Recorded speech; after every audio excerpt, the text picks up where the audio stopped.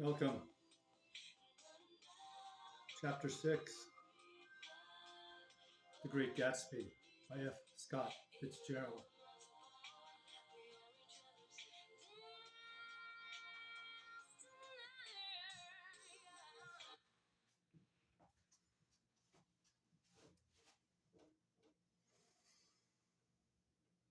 About this time, an ambitious young reporter from New York arrived one morning at Gatsby's door and asked him if he had anything to say.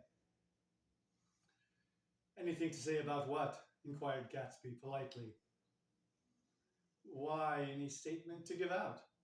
It transpired after a confused 5 minutes that the man had heard Gatsby's name around his office in a connection which he either wouldn't reveal or didn't fully understand.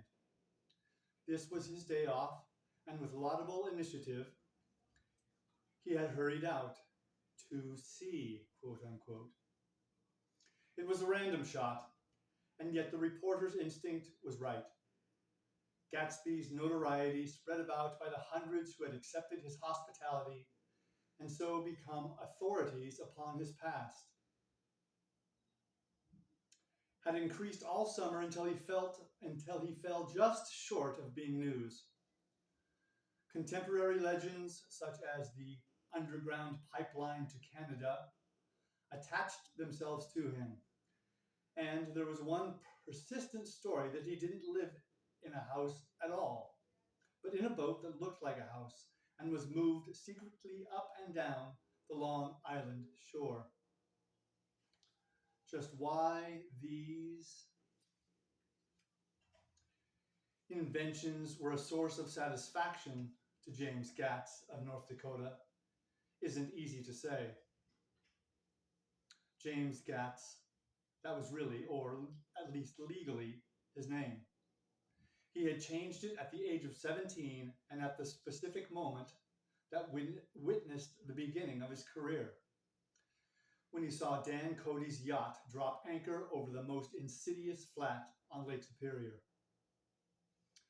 It was James Gatz who had been loafing along the beach that afternoon in a torn green jersey and a pair of canvas pants. But it was already Jay Gatsby who borrowed a rowboat, pulled out to the Tuolumne, and informed Cody that a wind might catch him and break him up in half an hour. I suppose he'd had the name ready for a long time, even then. His parents were shiftless and unsuccessful farm people. His imagination had never really accepted them as his parents at all. The truth was that Jay Gatsby of West Egg, Long Island, sprang from his platonic conception of himself. He was a son of God, a phrase which, if it means anything, means just that. And he must be about his father's business. The service of a vast, vulgar, and meretricious beauty. So he invented just the sort of Jay Gatsby that a 17-year-old boy would be likely to invent, and to this conception he was faithful to the end. For over a year he had been beating his way along the south shore of Lake Superior as a clam digger and a salmon fisher, or in any other capacity that brought him food and bed.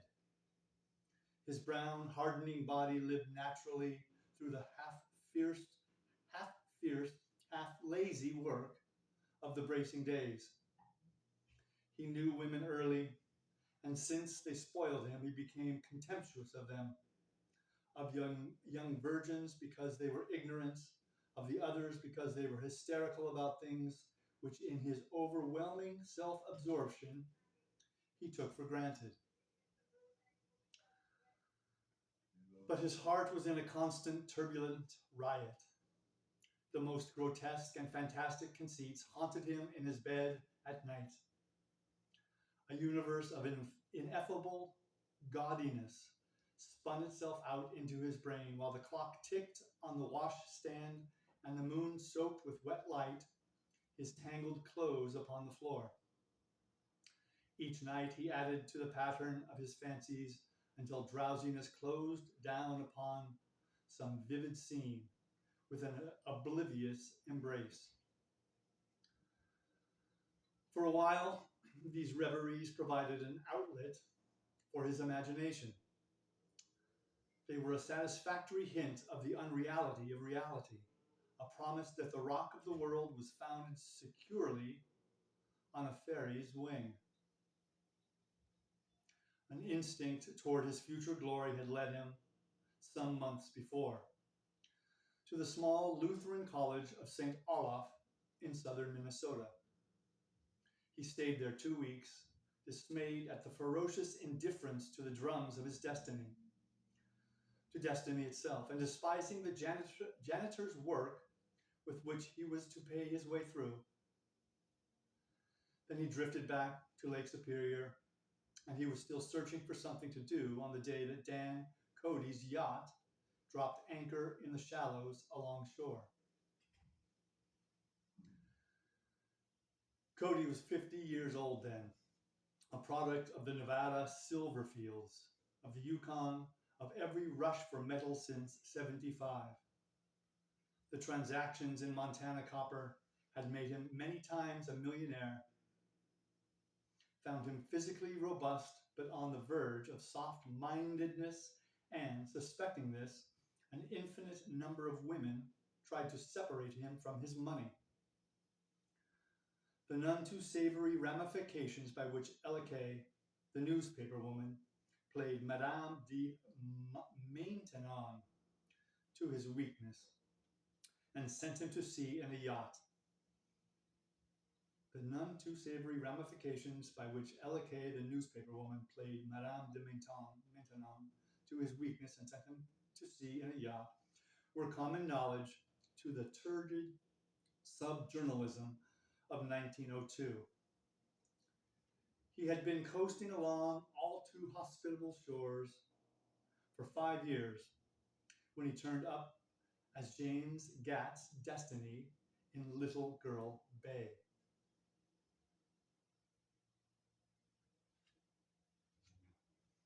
To young Gats, resting on his oars and looking up at the railed deck, the yacht represented all the beauty and glamour in the world. I suppose he smiled at Cody.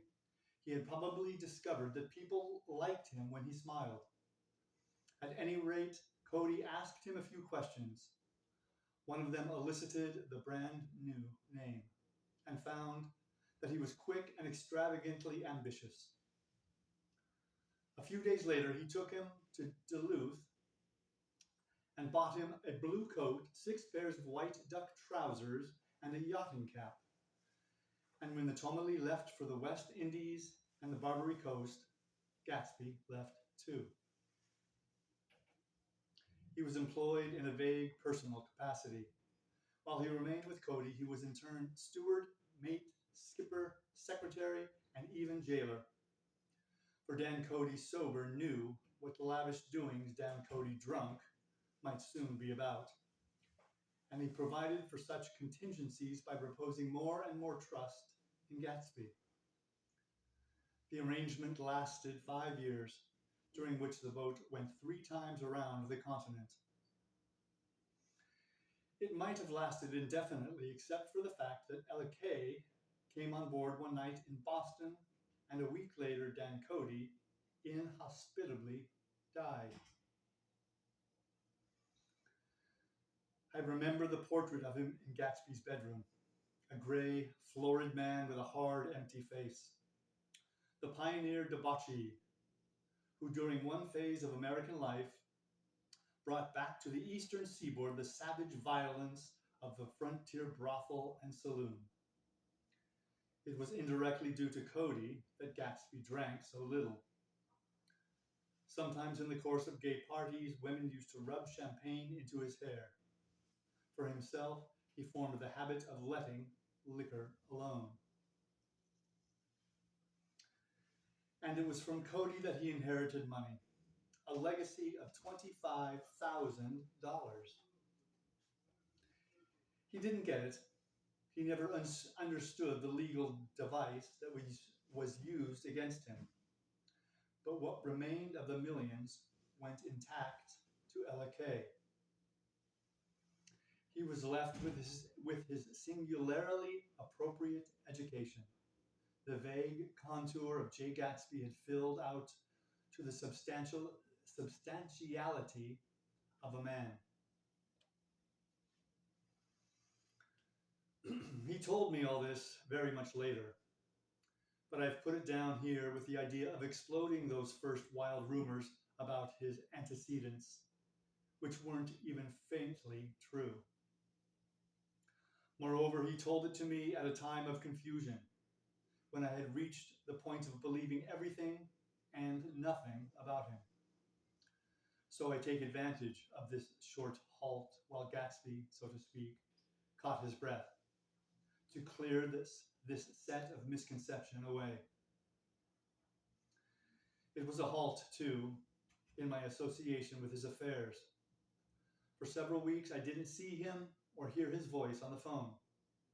Mostly, I was in New York, trotting around with Jordan and trying to ingratiate myself with her senile aunt.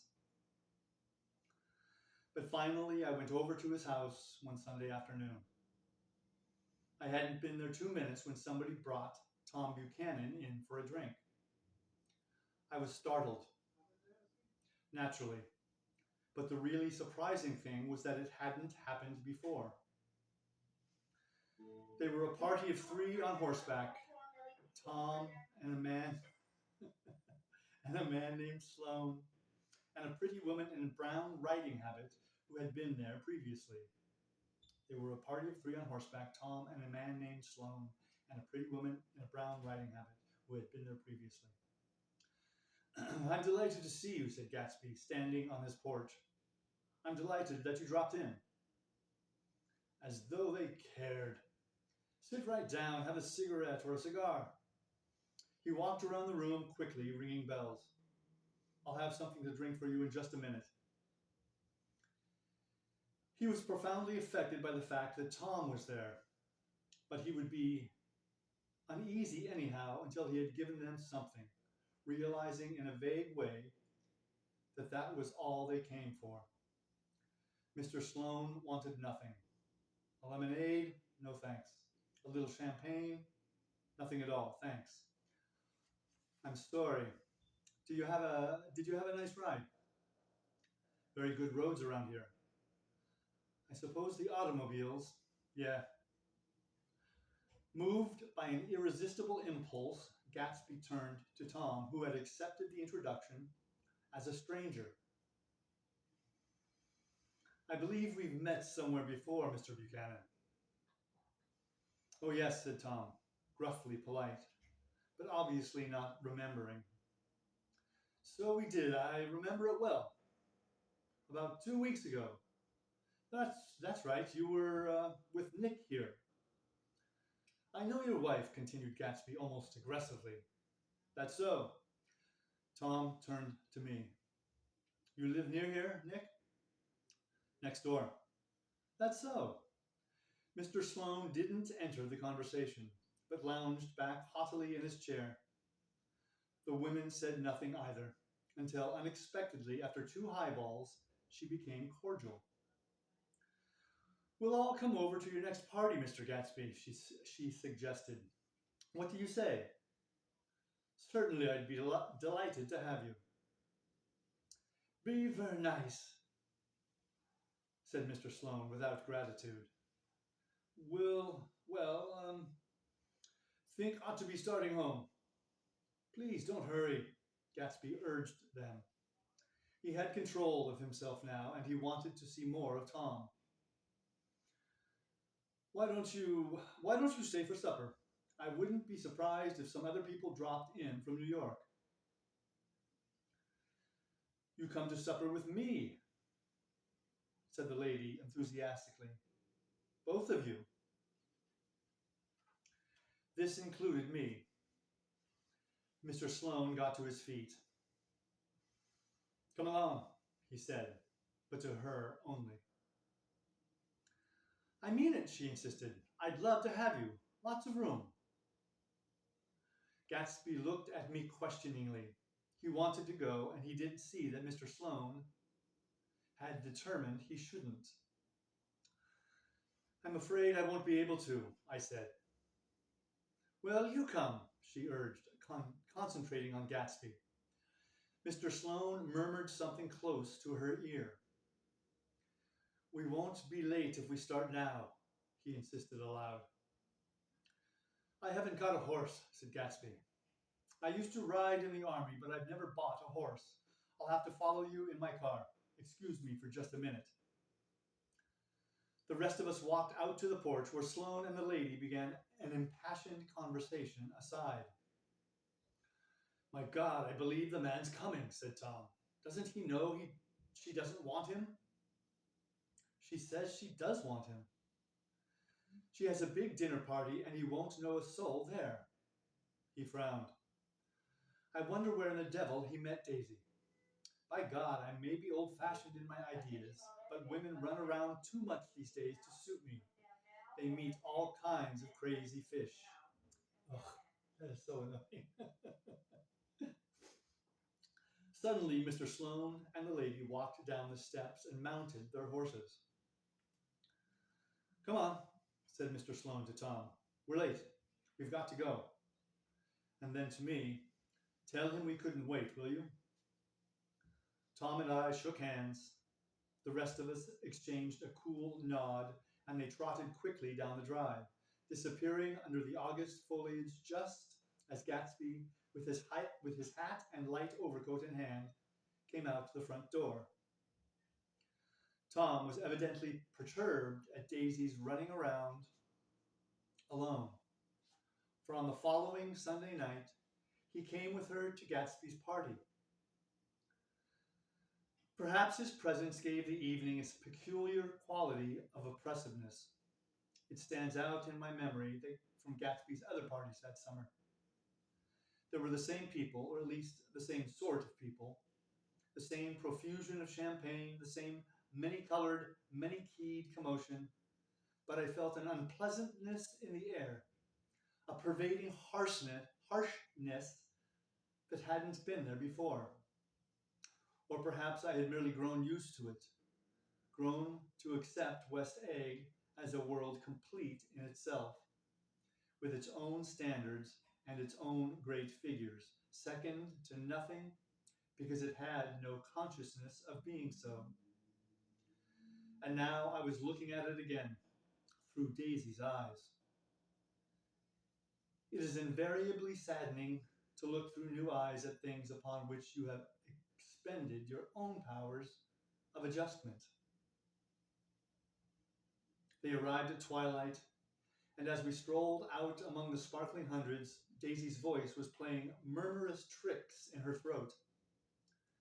These things excite me so, she whispered. If you want to kiss me any time during the evening, Nick, just let me know and I'll be glad to arrange it for you. Just mention my name. Or present a green card. I'm giving out green. Look around, suggested Gatsby. I'm looking around. I'm having a marvelous... You must see the faces of many people you've heard about. Tom's arrogant eyes roamed the crowd. We don't go around very much, he said. In fact, I was just thinking I don't know a soul here. Perhaps you know that lady. Gatsby indicated a gorgeous, scarcely human orchid of a woman who sat in state under a white plum tree. Tom and Daisy stared with that peculiarly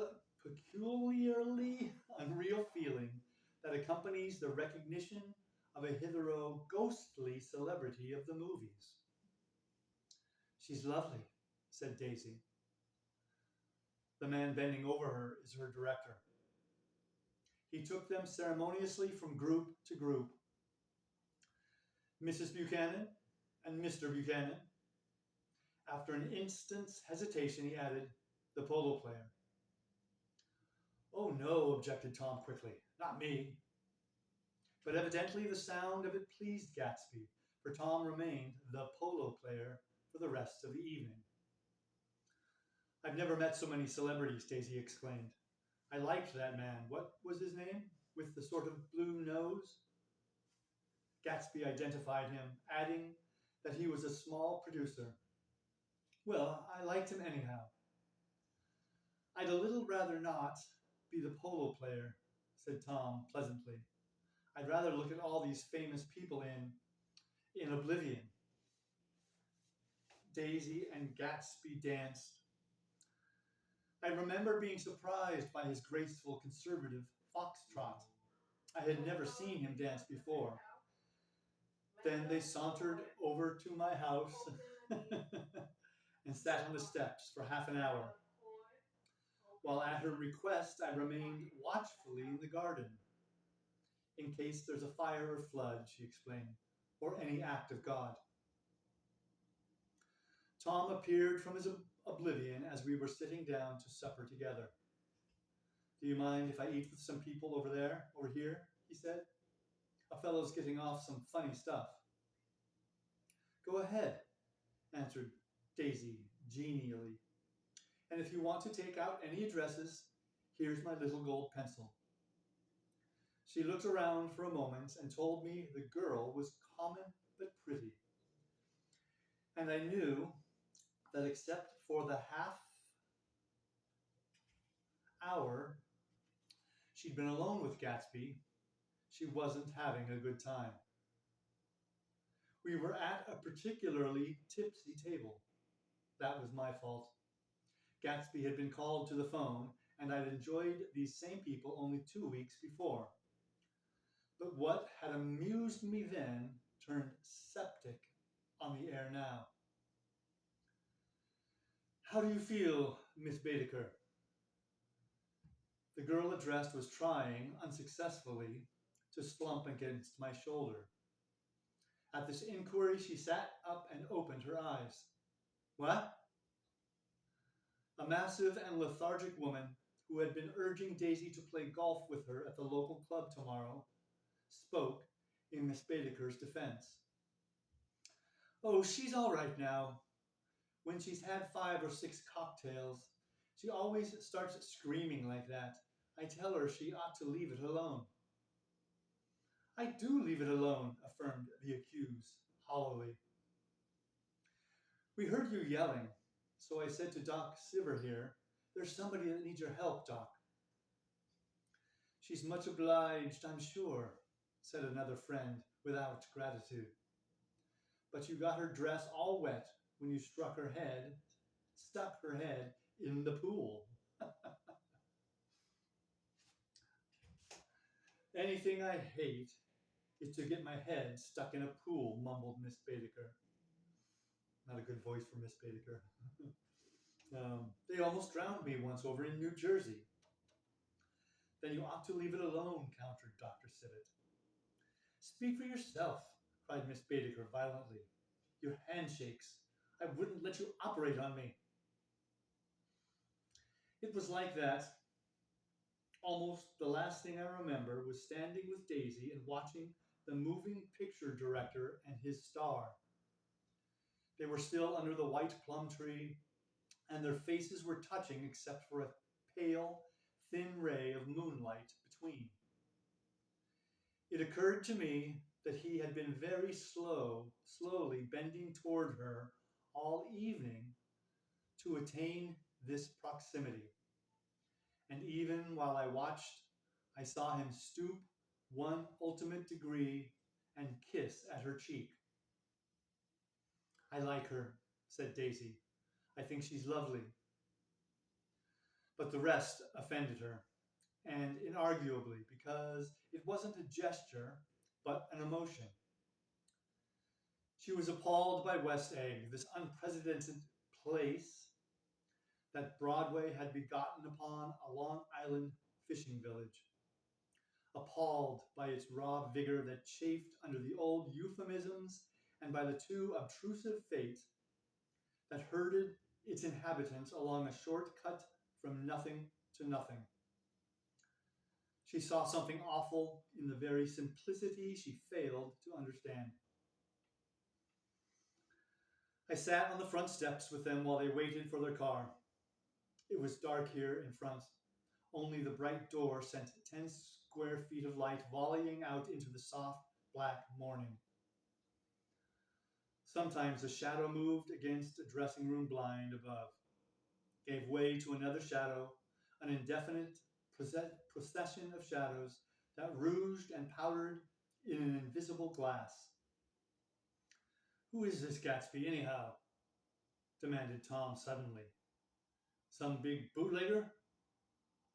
Where'd you hear that? I inquired. I didn't hear it, I imagined it. A lot of these newly rich people are just big bootleggers, you know. Not Gatsby, I said shortly. He was silent for a moment. The pebbles of the drive crunched under his feet. Well, he certainly must have strained himself to get this menagerie together.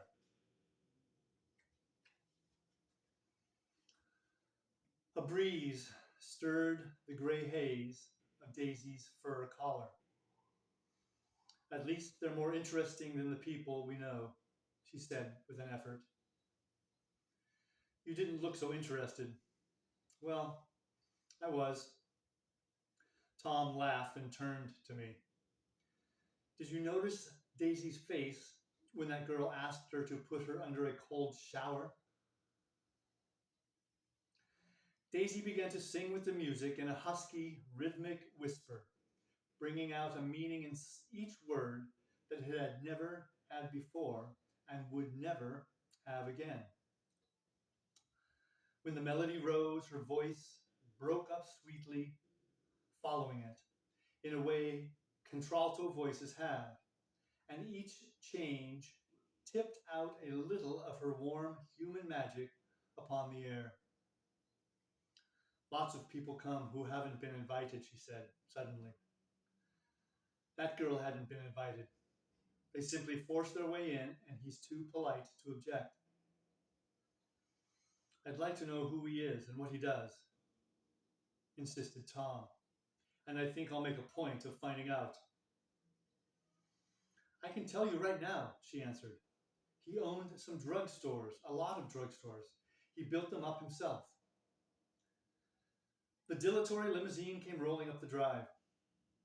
Good night, Nick, said Daisy. Her glance left me and sought the lighted top of the steps where 3 o'clock in the morning, a neat, sad little waltz of that year, was drifting out of the open door. After all, in the very casualness of Gatsby's party, the romantic possibilities totally absent from her world. What was it up there in the song that seemed to be calling her back inside? What would happen now in the dim, incalculable hours? Perhaps some unbelievable guest would arrive, a person infinitely rare to be marveled at, some authentically radiant young girl who, with one fresh glance at Gatsby, one moment of magical encounter, would blot out those 5 years of unwavering devotion. I stayed late that night. Gatsby asked me to wait until he was free, and I lingered in the garden until the inevitable swimming party had run up, chilled and exalted, from the black beach, until the lights were extinguished in the guest rooms overhead. When he came down the steps at last, the tanned skin was drawn unusually tight on his face, and his eyes were bright and tired. She didn't like it, he said immediately. Of course she did. She didn't like it, he insisted. She didn't have a good time. He was silent, and I guessed at his unutterable depression. I feel far away from her, he said. It's hard to make her understand. You mean about the dance? The dance? He dismissed all the dances he had given with a snap of his fingers. Old sport, the dance is unimportant. He wanted nothing less of Daisy than that she should go to Tom and say, I never loved you. After she had obliterated 4 years with that sentence, they could decide upon the more practical measures to be taken. One of them was that after she was free, They were to go back to Louisville and be married from her house, just as if it were 5 years ago. And she doesn't understand, he said. She used to be able to understand. We'd sit for hours. He broke off and began to walk up and down a desolate path of fruit rinds and discarded favors and crushed flowers.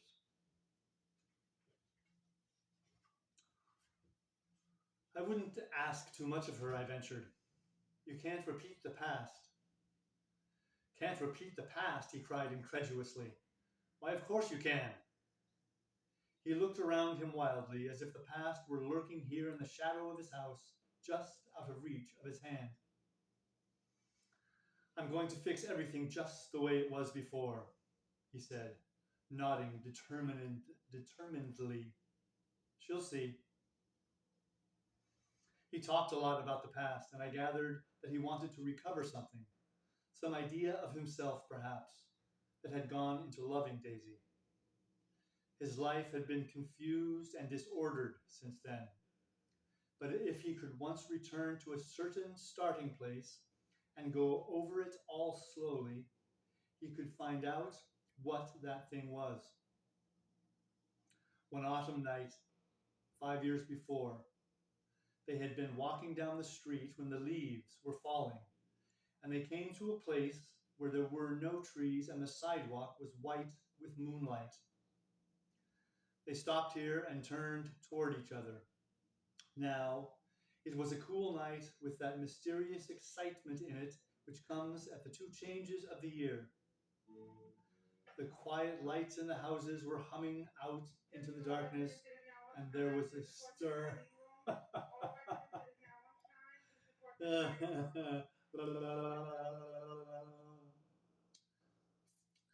They stopped here and turned toward each other.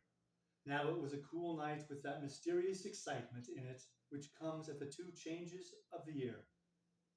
The quiet lights in the houses were humming out into the darkness, and there was a stir and bustle among the stars. Out of the corner of his eye, Gatsby saw that the blocks of the sidewalks really formed a ladder and mounted to a secret place above the trees. He could climb to it if he climbed alone, and once there, he could suck on the pap of life, gulp down the incomparable milk of wonder. His heart beat faster and faster as Daisy's white face came up to his own. He knew that when he kissed this girl and forever wed his unutterable visions to her perishable breath, his mind would never romp again like the mind of God. So he waited, listening for a moment longer to the tuning fork that had been struck upon a star. Then he kissed her. At his lips' touch, she blossomed for him like a flower, and the incarnation was complete. Through all, he said, even though his appalling sentimentality, through his appalling sentimentality, I was reminded of something. An elusive rhythm, a fragment of lost words that I had heard somewhere a long time ago. For a moment, a phrase tried to take shape in my mouth, and my lips parted like a dumb man's, as though there was more struggling upon them than a wisp of startled air. But they made no sound, and what I had almost remembered was uncommunicable forever.